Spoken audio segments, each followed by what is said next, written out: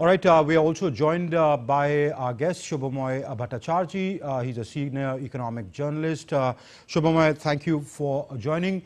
Subhomoy, the economic survey is a kind of report or a review of the government's economic performance in the closed financial year, but it also gives an outlook for the next financial year. How do you read the economic survey that has been presented? What would you say stands out?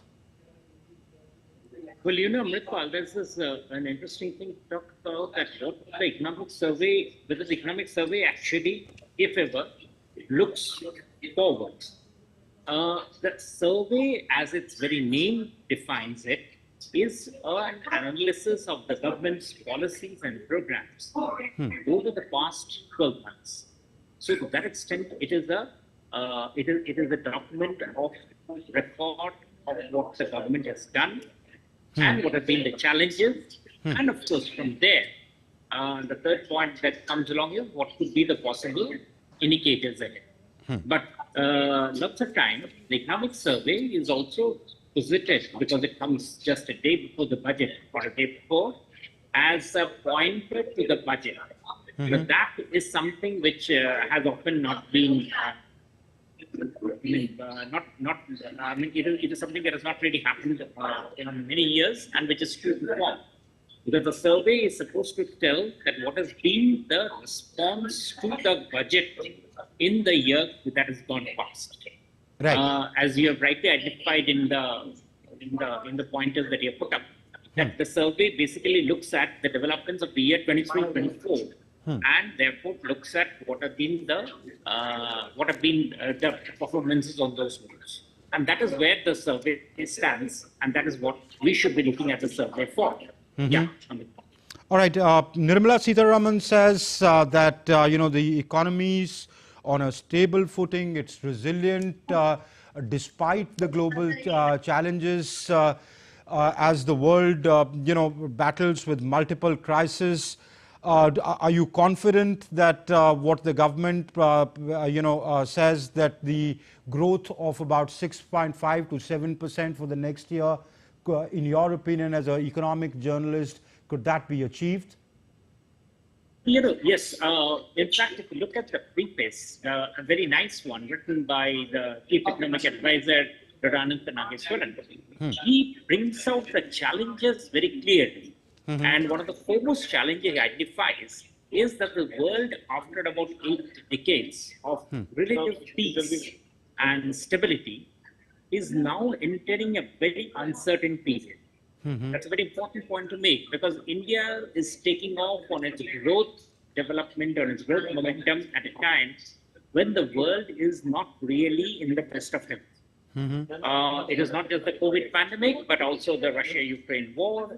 And there have been several other disturbances that we see in the South China Sea, thanks to China and others, which is making the situation very difficult. Within that, India is taking up the advantage which it has garnered over the last few years by having done a very prudent banking policy, for instance. That it has cleaned up the balance sheets of the bank. It has also cleaned up and given a lot of reasons for the corporate sector to be able to invest. And most of all, the government has actually pushed ahead by creating capital expenditure consistently over the years, so that it's now 3.4% of the GDP. Given all those things, what are the issues that the economy faces now is what the economic survey talks about. For instance, one of the issues is about agriculture, which again we can talk about in detail. Yeah. Subhomoy, I just wanted to ask, have you switched on your television set? Because there is some sort of a disturbance in the audio. If it is on, could I request you to switch it off or put it on mute? No. Is there a television set in your room that's on? There are television set in the room. There's no television There's set no around television. here. Okay, all right. All right, we'll try and fix that audio.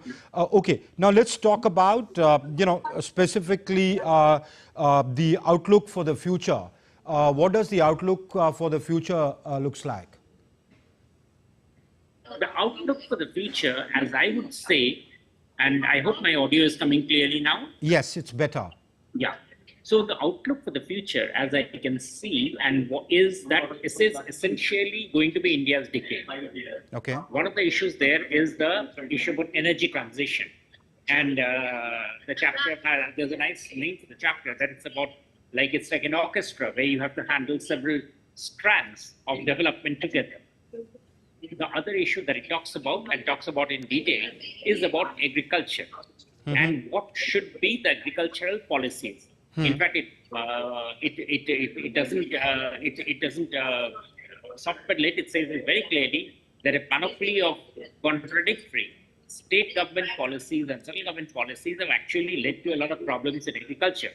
So much so that agriculture today is largely producing crops, largely wheat and rice, which are actually not needed in the quantity they have been produced, whereas the quantity of vegetables and other protein products, which need to be encouraged, are not getting the encouragement that they need. And it ties it along with it to say that there's an employment issue here. So in the earlier decades, when there was an employment, when people were moving from agriculture to industry, there was a lot of issue about, there was a lot of encouragement that people would move from agriculture to industry. But now today it says that you cannot really think about it in that terms. You have to instead think about it that agriculture should be the place where there will be a lot of value addition and therefore a growth.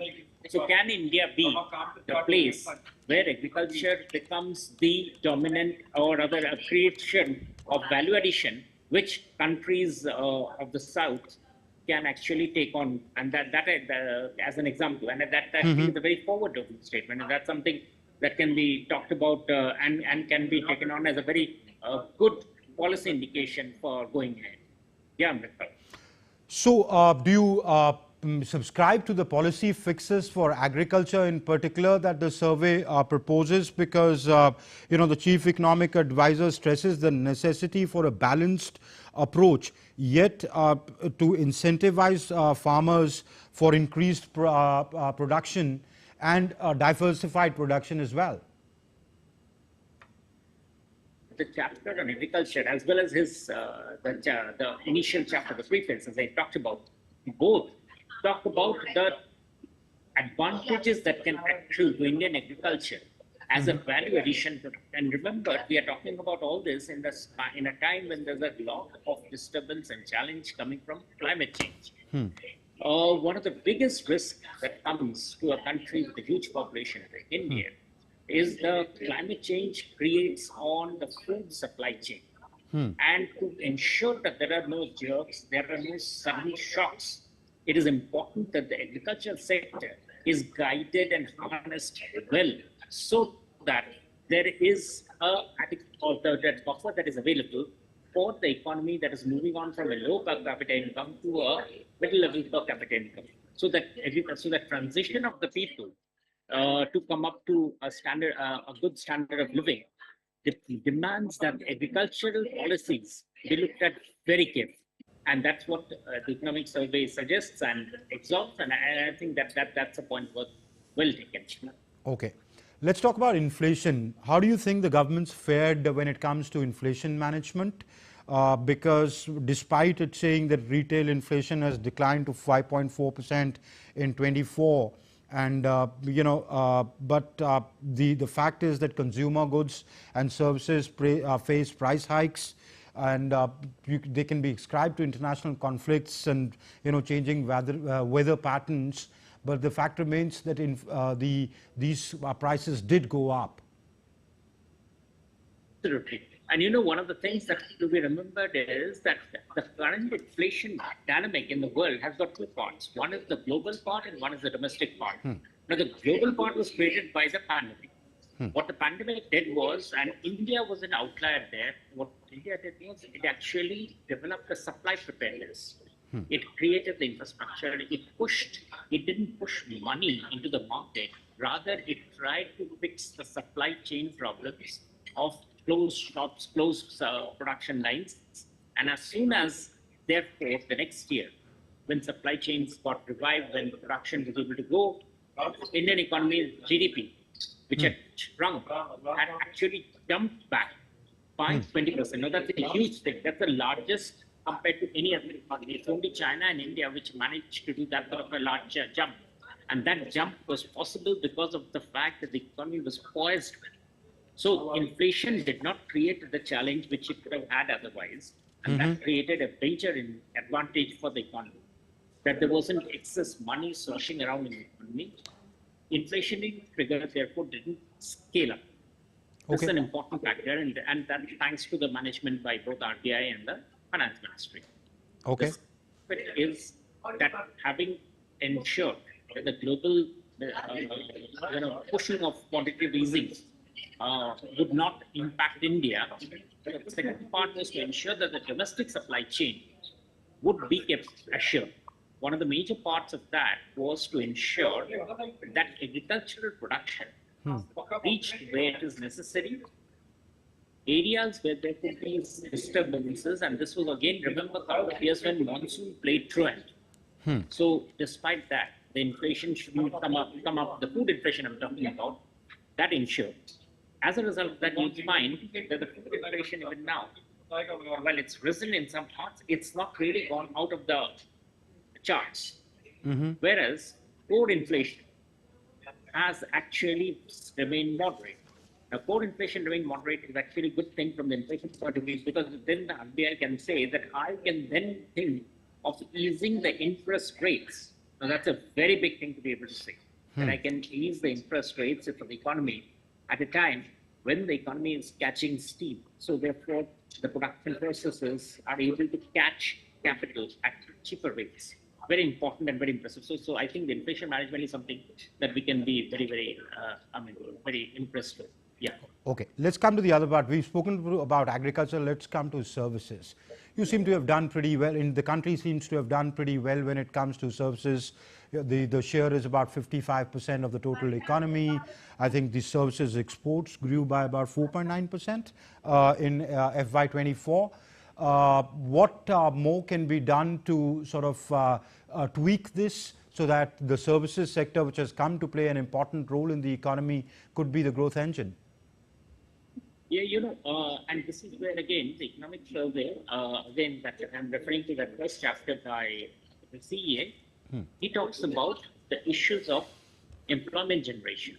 And he says this is getting stymied because the private sector, capital formation and intellectual products assimilation has not kept pace. So while the government capex has risen, the private sector investment has rather gone into things like the building up of buildings, other durables. It is not invested in building up of plant and machinery. In fact, it says that the rate of growth between 2018 and 2023 has been rather sluggish. It's only in the past 2 years that the private sector investment has now started shifting towards plant and machinery. Now, that's an important part, because what it does, because what it means is that the private sector, which would actually be the harbinger of employment, large-scale employment, is not pulling its weight. That's an important part. And not just increase hiring, Subhomoy, it says increase, pay more, increase salaries. Absolutely. And the second part of it is that the foreign direct investment into the economy has sort of not really pushed ahead.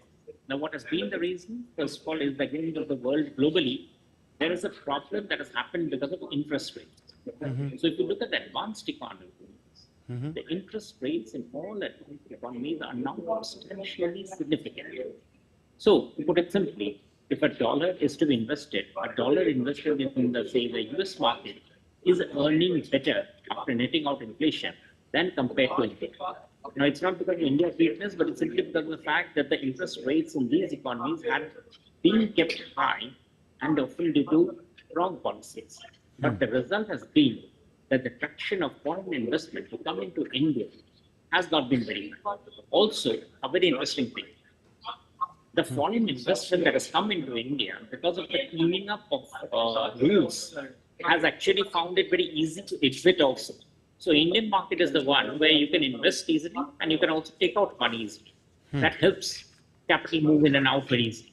But what it has done is that therefore in times when the capital investment in USA market, for instance, is more attractive, more investors abroad have been able to or have been more interested in investing in those markets. Again, as I say, it's not a weakness of India, but basically the problem, the peculiar situation created in the advanced economy.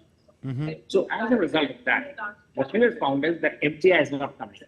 So what do we get? We get two positions. We get capital investment from the private sector not coming in adequately. We also find that the foreign investment, which could have supplanted it or at least could have taken up some of the slack, is also not really pulling its weight. So what remains? You essentially get government capital investment. So therefore, this accounts for the fact that job creation or new manufacturing has not been happening very heavily in India compared to at the pace at which it would want to. We can expect, of course, that going ahead, many of these challenges or many of these shortcomings will be sorted out, and we'll be getting a better condition in the economy. But as of now, this is creating an employment challenge, which has been rightfully been pointed out by the survey. Yes, Amit. Okay. The third part, industry. The focus clearly seems to be on the MSMEs, saying that you need to figure out you need to deregulate one, and second, the financing bottlenecks need to be removed. Yes, I mean MSME has always been something which again the pandemic took its toll. That is one major reason why the MSME sector is weak, and job creation or value addition from the MSME sector didn't really take off. Right. The other thing that's happened with the MSME sector is that as the nature of manufacturing is changing, there is a demand for further capital intensity in the MSME sector.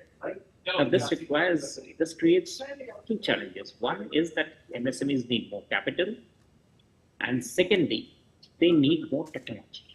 Both are therefore something for which, to a large extent, the state has to help out. Now, one of the things that can happen, and we are hoping that will happen, is that as manufacturing expands in India, you find that MSMEs surround those manufacturing units. So, for instance, if a large manufacturing unit comes up in some place, and we have, over the last 1 year, we have heard several of those announcements, positive, clear statement of intent by big companies planning to expand in India. Once they do that, then surrounding them, a group of MSMEs and a large group of MSMEs come to India, and they then take up the role of providing the ancillary services which the large manufacturing units do. So it is something which we can expect. In fact, it's already started happening in the renewable energy space.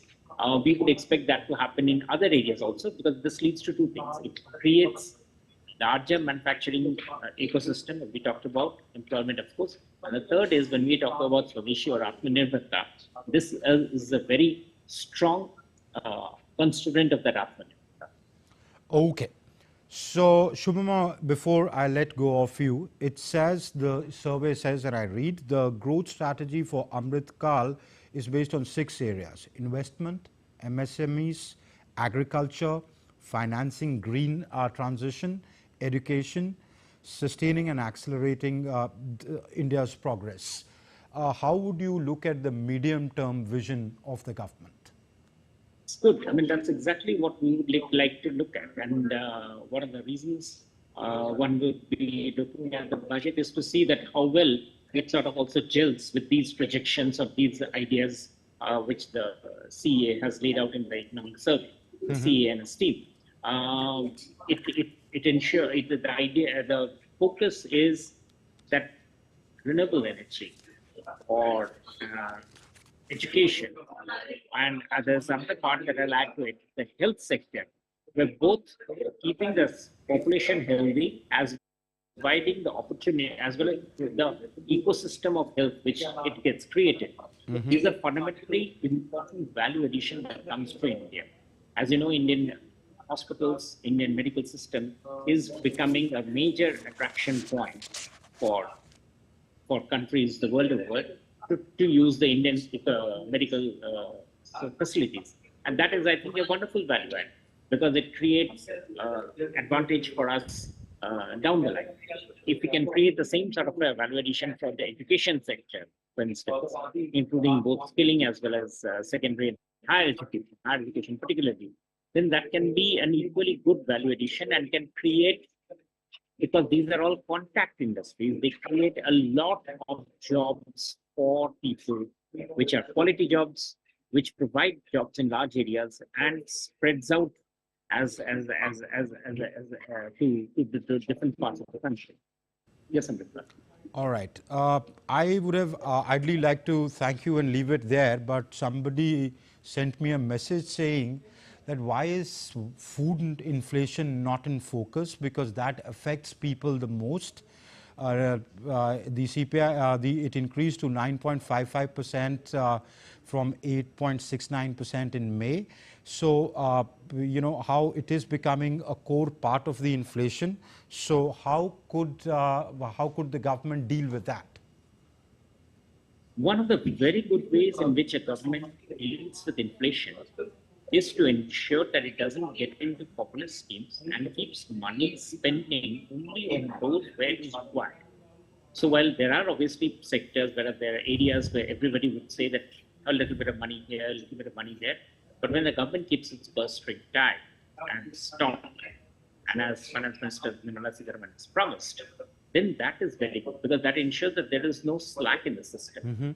Once it is not there, then it creates space for the Reserve Bank to cut rates. Okay. That means bring down the cost of money.